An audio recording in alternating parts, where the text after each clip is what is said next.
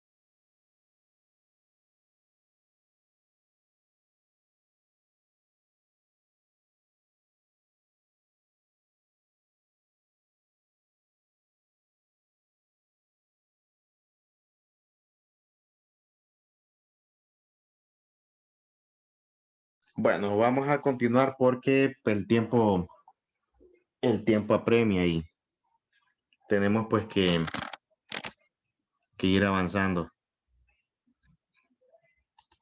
Voy a emitir algunos que me están pidiendo. Vamos a anotar aún, vamos a ver.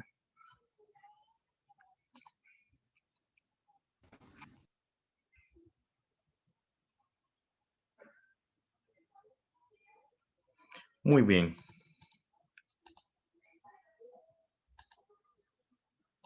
Tengo otro, vamos a ver. Ujú.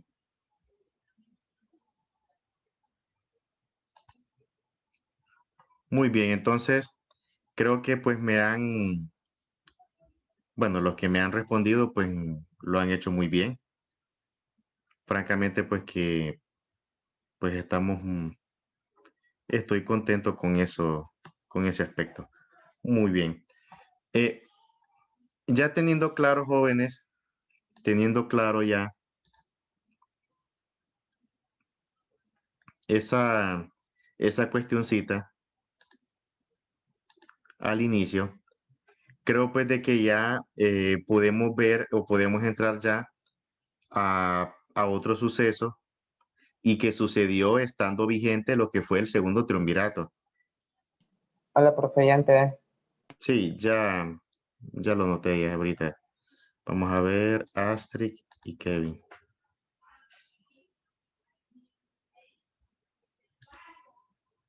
Creo que ellos no los había notado. Déjenme ver. Sí, me faltaba uno.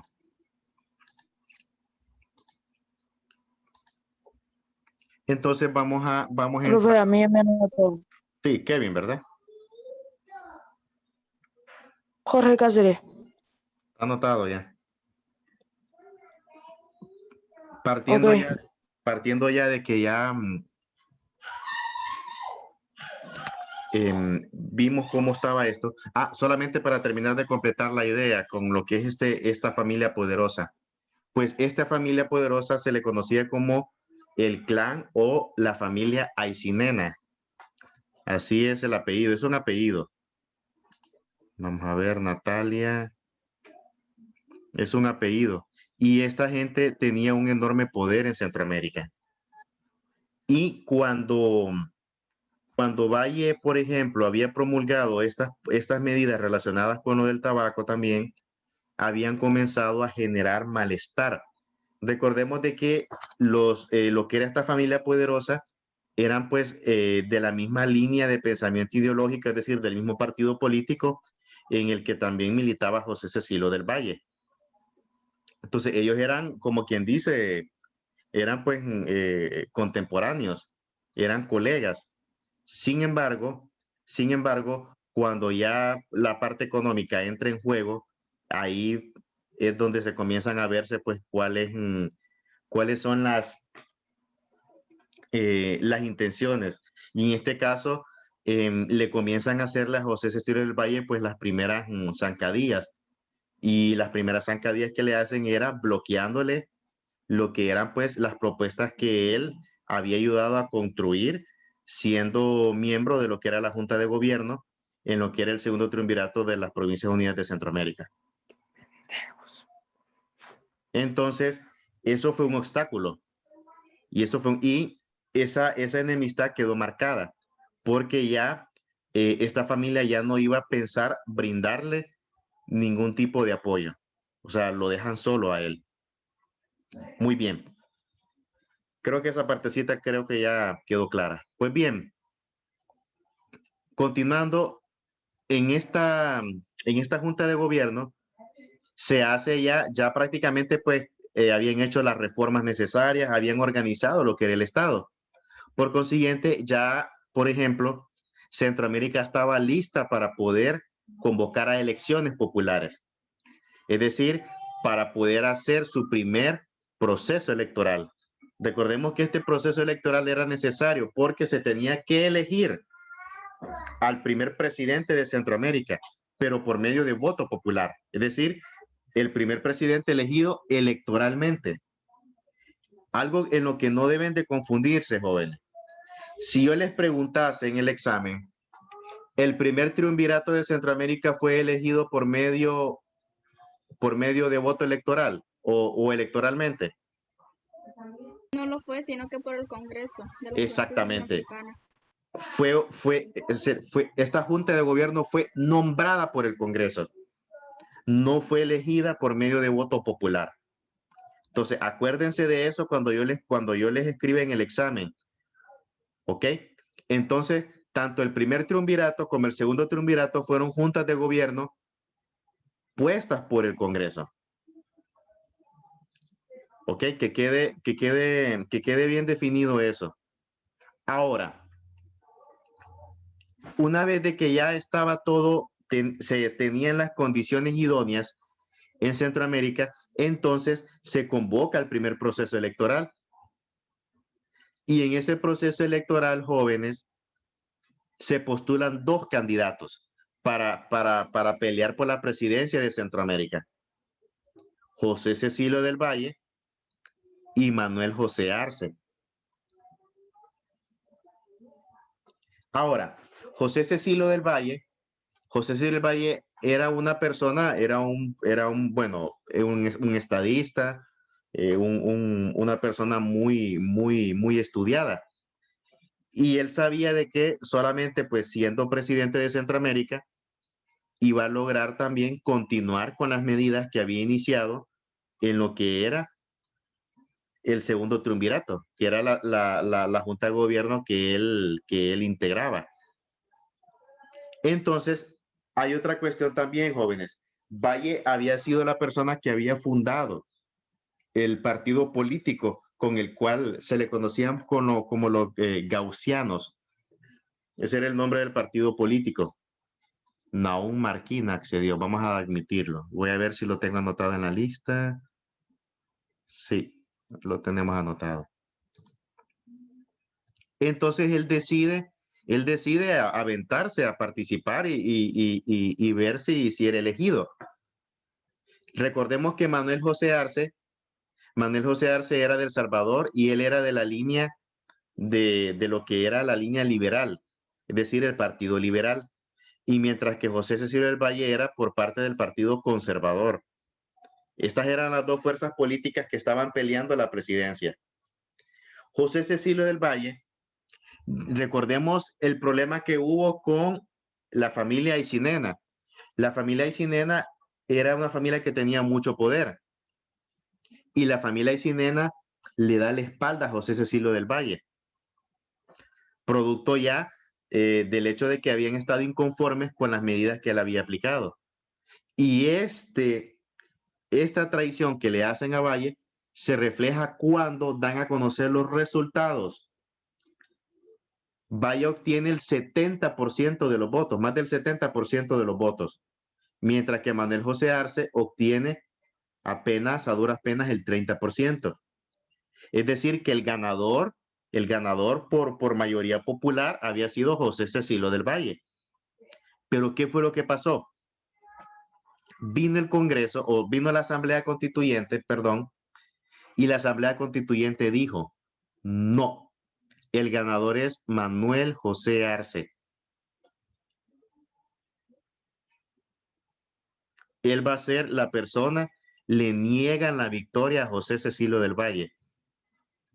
Esto se convierte, jóvenes, en el primer fraude electoral en Centroamérica. Vean que, miren qué mal empezamos como nación. Las primeras elecciones que se convocan terminan en el primer fraude. Vean cómo son las cosas. Entonces el Congreso dice, no reconoció, no le importó, a la Asamblea, quiero decir, perdón, a la Asamblea Constituyente no le importó que Valle había sacado el 70%, o sea, que Valle había ganado por mayoría. No le importó eso. Dijo, no, el presidente va a ser Manuel José Arce. Si iban a elegir a Manuel José Arce, entonces perdieron el tiempo con votación, ¿verdad? Entonces, ahora, la razón, y eso lo expliqué anteriormente, la razón por la que el Congreso tuvo esa postura tuvo que ver con la influencia que tenía el clan Aycinena en lo que era la Asamblea Constituyente. Recordemos que como era una familia muy poderosa, podían comprar voluntades a más no poder, podían comprar conciencia, podían determinar, porque ellos quitaban y ponían gente. Ellos determinaban quién podía ser un funcionario y quién no. Hasta ese punto habían llegado ellos de su nivel de poder que habían acumulado en Centroamérica. Entonces ellos fueron los que incidieron en la asamblea. Y como ellos no estaban conformes, porque los aycinenas sabían que si Valle era elegido como presidente, Valle iba a aplicar otras políticas que iban a afectarlos económicamente a ellos.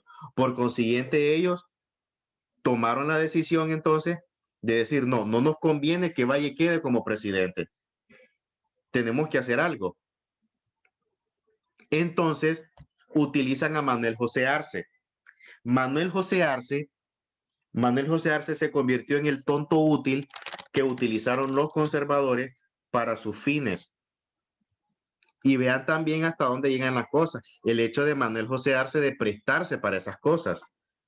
Porque desde el momento en que porque los conservadores comienzan a acercarse a Arce y establecen lo que es una alianza, al punto de que Manuel José Arce decide abandonar las filas del Partido Liberal para unirse y hacerse ahora conservador. Incluso Manuel José Arce hasta cambió de partido. Y se hizo conservador. En tanto José Cecilio del Valle, al ver esta situación, Valle se resintió profundamente. Él sabía que eso era pues prácticamente un acto totalmente ilegal, lo que estaba haciendo la Asamblea, al nombrar a Manuel José Arce como el nuevo presidente de Centroamérica. Imagínense cómo son las cosas. Viene la Asamblea y le dice a Valle, te ofrecemos la vicepresidencia, porque a él le ofrecieron la vicepresidencia. Valle no aceptó. Y era con justa razón, pues porque el cargo legítimo de él era el de la presidencia de la federación. Entonces Valle no aceptó. Él dijo de que no aceptaba porque era reconocer la ilegalidad. Entonces lo que hizo que él, pues, a raíz de esa situación, él se distanció y se dedicó a sus funciones domésticas, es decir, a sus responsabilidades como abogado, a manejar pues lo que era pues su patrimonio, porque él era un hombre muy adinerado. La familia de José Cecilio del Valle tenía mucho dinero, quizás no al nivel que tenían los Aycinena, pero ellos tenían sus haciendas, tenían su patrimonio. Entonces Valle se dedicó a sus asuntos personales, se alejó de la política. Él sabía de que prácticamente pues ahí, aunque él quisiese reclamar o patalear en pedir que le reconocieran su triunfo, él sabía de que iba a ser imposible porque estaban de por medio la familia Aycinena. Y si la familia Aycinena tenía sus intereses clavados, no había manera en que se les hiciese cambiar de opinión. O sea, era lo que se hiciesen ellos, era sí o sí. O sea, hasta ese punto había llegado el poder de esta familia, de los Aycinena. Hasta ese punto. Entonces, este fue el primer fraude, jóvenes. Imagínense que, bueno, a raíz de todo eso, entonces el Congreso, la Asamblea Constituyente, entonces nombra y Manuel José Arce entonces es elegido y es nombrado como nuevo presidente de la Federación Centroamericana. Bajo esas circunstancias, asume el poder Manuel José Arce, bajo lo que era un fraude y bajo lo que es también un contubernio con lo que es un sector político y un sector económico pudiente que manipulaba y que chantajeaba todas las instituciones en Centroamérica. Bajo esas circunstancias, Centroamérica perdió una oportunidad, jóvenes.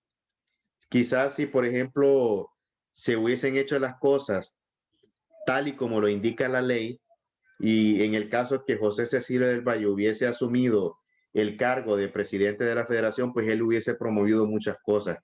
Pero ni aún, jóvenes, aunque hubiese promovido muchas cosas en beneficio, pero se hubiese encontrado con una barrera también, la asamblea que estaba controlada por los Aycinena. Y aún así, creo que la asamblea siempre le hubiese hecho zancadillas.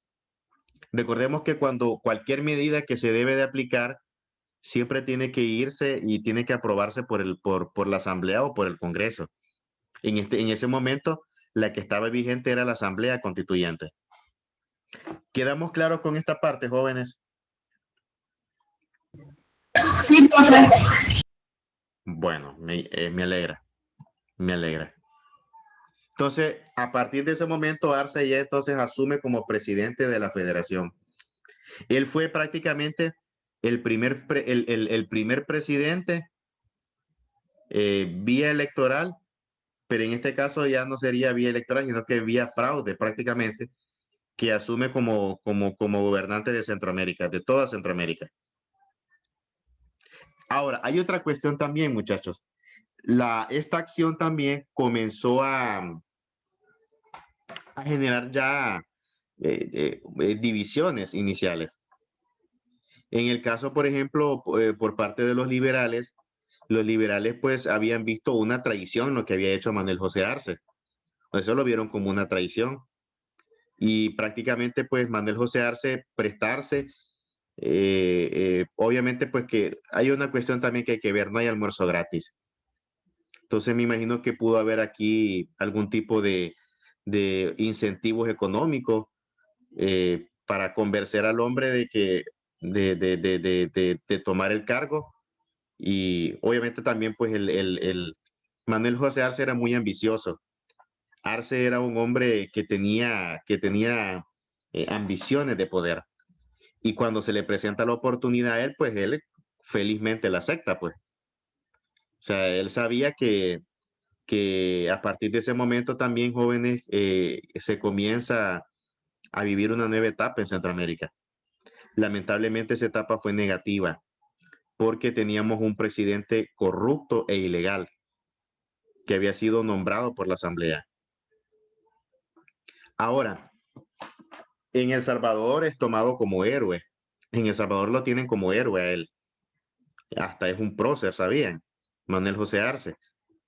Él fue también jefe de Estado de El Salvador. Él tuvo muchos cargos. Sin embargo, siento yo de que hay muchas situaciones jóvenes que determinan el carácter de una persona. Y ante estas situaciones, por ejemplo, Manuel José Arce, lo más correcto que hubiese hecho es no haber aceptado, porque él sabía de que estaba participando en un acto ilegal, estaba rompiendo el espíritu de la Unión Centroamericana, porque estos eran intereses económicos de un grupo económico. Imagínense que esta familia, que yo creo que les voy a asignarles, si no me equivoco, la otra semana, les voy a asignarles una actividad en Moodle y ahí les voy a colgar el video. El video habla sobre lo que era, pues, o se los voy a colocárselos ahorita, si no me equivoco. Vamos a colocarlo ahorita. Vamos a ver, solamente para que ustedes puedan hacerse una idea, ¿ok? Denme un segundito para buscarlo.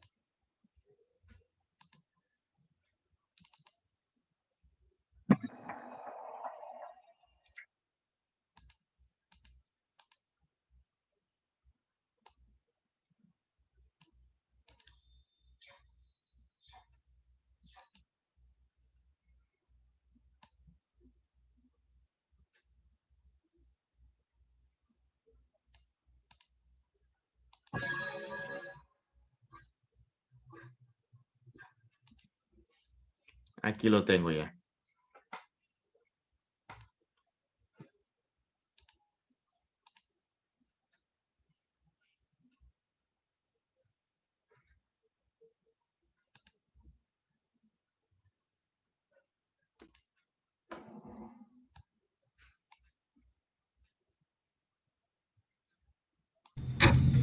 El clan Aycenena.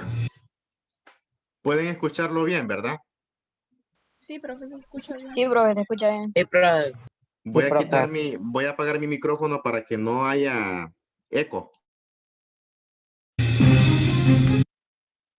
Y ahorita también, ¿verdad?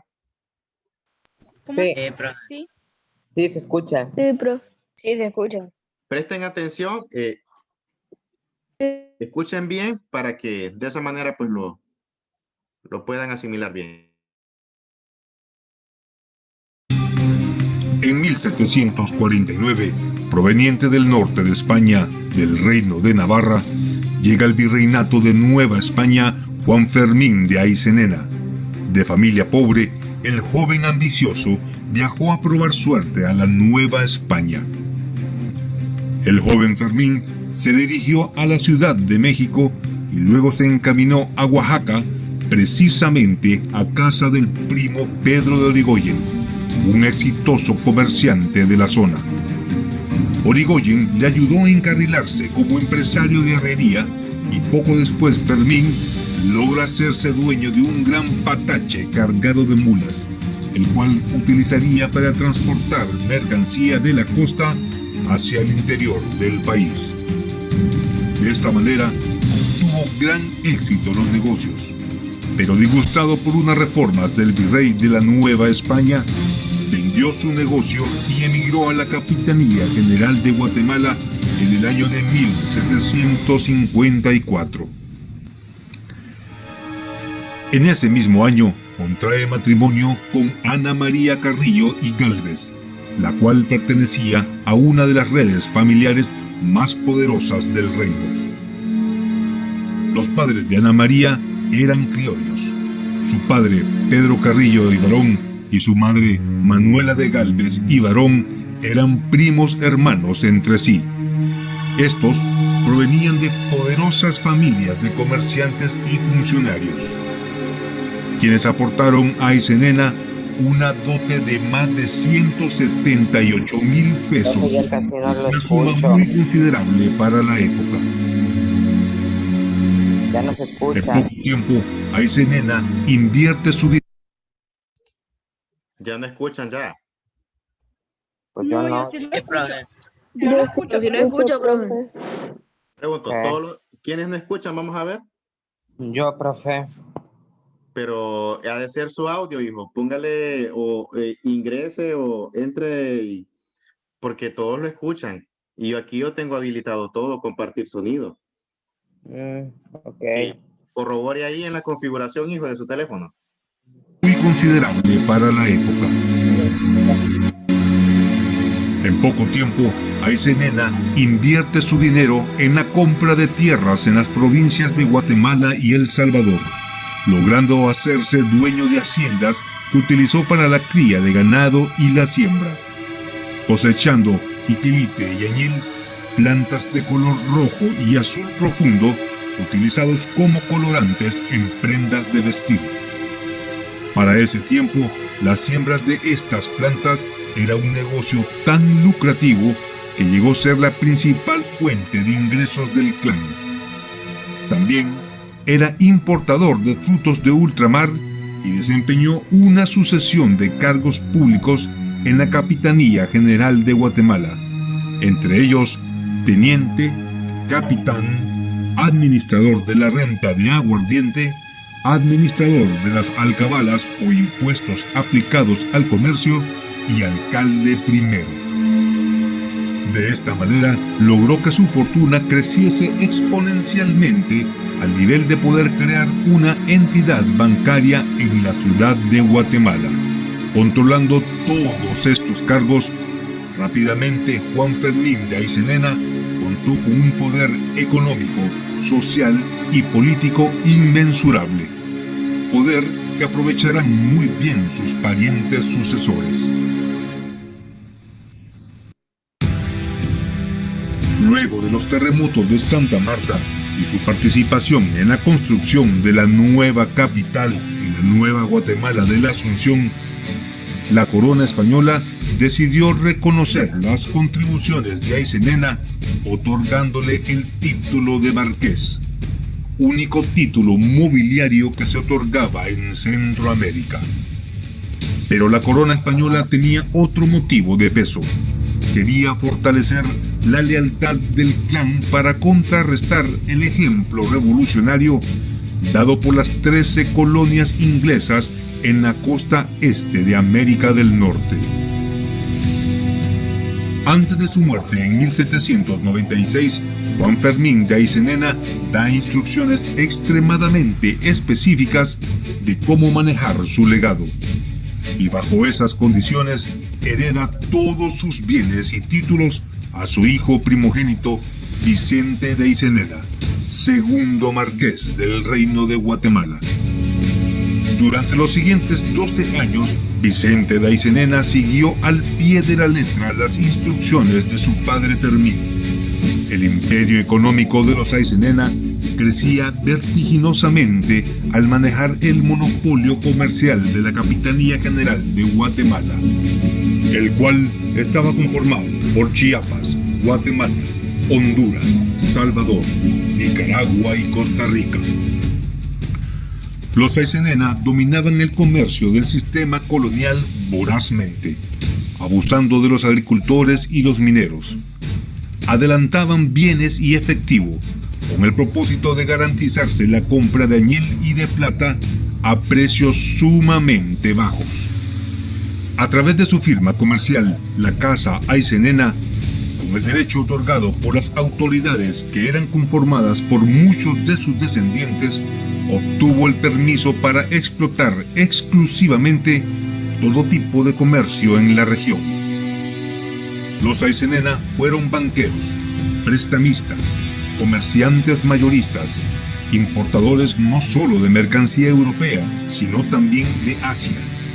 Fueron dueños de barcos, controlaron la explotación de añil y luego se convirtieron en productores, ya que adquirieron más de 10 importantes haciendas añileras en la Alcaldía Mayor de San Salvador, haciendas que fueron confiscadas a los agricultores y asignadas a los Aycinena por pago a deudas impagables debido a los altos intereses aplicados.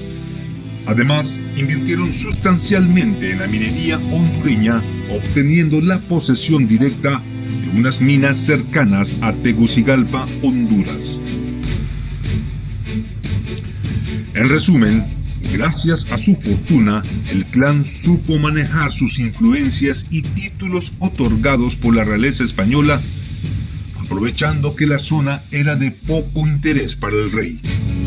Contaban con cierta independencia que les permitió apoderarse de una zona donde la ignorancia de las personas era el combustible para su imperio de corrupción.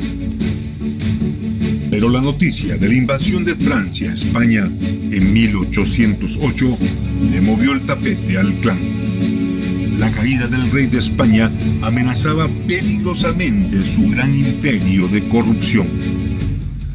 Tras las abdicaciones de Bayona, que son el traspaso de la corona de España de Fernando VII a Napoleón Bonaparte, desencadenó en toda...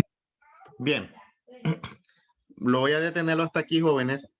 El video solamente dura ese pedacito. Ya lo demás, hay otras cuestiones históricas ahí, pues que no los quiero, porque habla específicamente de lo que es, pues, algunos gestas independistas, entonces no los quiero confundir, ¿ok? Pero lo que me interesaba a mí era que ustedes vieran lo que era esa parte de en qué consistía lo que era esta familia poderosa de Guatemala. Vamos a ver, ¿qué opinan sobre lo que vieron? Quiero escucharlos hablar. Me parece muy interesante. Sí, pero aparte de eso, quiero escucharlo, su percepción. Ahí claramente se ve la evolución de él, porque llegó siendo una persona sin recursos y cómo con el tiempo fue evolucionando con ayuda de los demás y así llegar a tener un gran imperio, un gran patrimonio, creo que es algo así. No, está bien como lo dijo Marilyn. Esta gente logró acumular un gran imperio económico, como lo dice el video, pero ese imperio económico lo acumularon a costillas de qué, a costa de qué, vamos a ver. De las personas, de los esclavos en sí sería. Disculpe, ¿no le escuché? De los esclavos. Exacto, el hecho de que ellos explotaban a las personas que tenían en sus haciendas. Imagínense de hasta dónde llegaban los tentáculos de los Aycinena, que tenían minas en Tegucigalpa, a los alrededores de Tegucigalpa. O sea, ellos tenían un nivel de influencia en Centroamérica enorme, y ellos se valieron de ese poder económico para influir en muchas cosas relacionadas con Centroamérica. Y si ustedes se fijan, imagínense cómo son las cosas. Vean con quién se topó José Cecilio del Valle cuando él promovió aquellas medidas iniciales. A casi nadie había incomodado. Había incomodado prácticamente a la familia más poderosa de Centroamérica. A eso se enfrentó José Cecilio del Valle. Sin embargo, ya todos conocemos cómo se dio la historia. En primer lugar, ellos incidieron para bloquearle las medidas que él había formulado siendo miembro de la segunda junta de gobierno, del segundo triunvirato. Y también esta familia incidió para quitarle su victoria y colocar a otra persona, a un tonto útil, que estuviera a tono con sus intereses, y que esa persona iba a ser Manuel José Arce. Así, ni más ni menos. Entonces, en eso consistió, jóvenes, el clan Aycinena, una familia muy, muy, muy poderosa, jóvenes. Ahora vamos a ver otra cuestión, aparte de las elecciones y de su nuevo presidente ilegal, fraudulento y corrupto también. La Asamblea Constituyente también ya había terminado de elaborar lo que era la nueva Constitución Federal.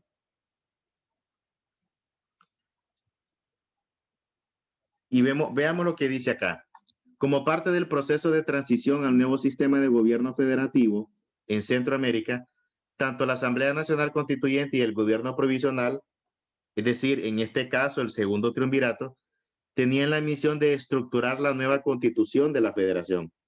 Es así que el 22 de noviembre de 1824, la Constitución Federal fue presentada y firmada por los miembros de la Asamblea Nacional Constituyente, oficializándose el 10 de abril de 1825. Saquemos la cuenta. Imagínense cuánto tiempo había pasado. Por ejemplo, cuando se instala lo que es el segundo triunvirato fue en octubre de 1823, el 4 de octubre de 1823. Y cuando ya se da lo que es la primera constitución de Centroamérica, cuando ya se finaliza, fue el 22 de noviembre de 1824. Es decir, un año después, prácticamente un año después que asumió lo que fue el segundo triunvirato. Fue promulgada lo que fue la Constitución, que fue el 22 de noviembre de 1824. Ahora, esta Constitución, jóvenes, creaba, pues, en primer lugar, el Poder Ejecutivo como su máxima autoridad, y que era el presidente, y también daba origen a un Poder Legislativo bicameral. Cuando hablamos de bicameral, es decir, que el Poder Legislativo está conformado por un Congreso y un Senado. Y también mencionaba lo que era la creación del Poder Judicial. Pero la otra cuestión que más nos va a llamar la atención y que siempre deben de recordar es que ya en la Constitución Federal establece que las Provincias Unidas de Centroamérica van a pasar a llamarse ahora República Federal de Centroamérica. Ese va a ser el nombre que va a tener. República Federal de Centroamérica. Entonces, prácticamente a partir de la promulgación y la oficialización de la nueva Constitución es que ya inicia Centroamérica ya, pero con otro nombre, como República Federal de Centroamérica. Entonces, ahora, nosotros vamos a tomar en cuenta a partir de qué momento se comienza a llamar. Y siempre va a ser cuando se oficializó lo que era la Constitución, cuando fue firmada, es decir, el 10 de abril de 1825. Vamos a ver, si yo les preguntase,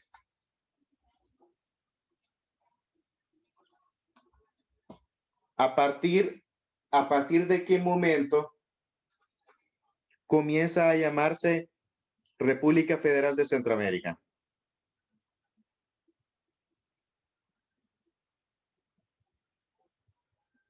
Jóvenes.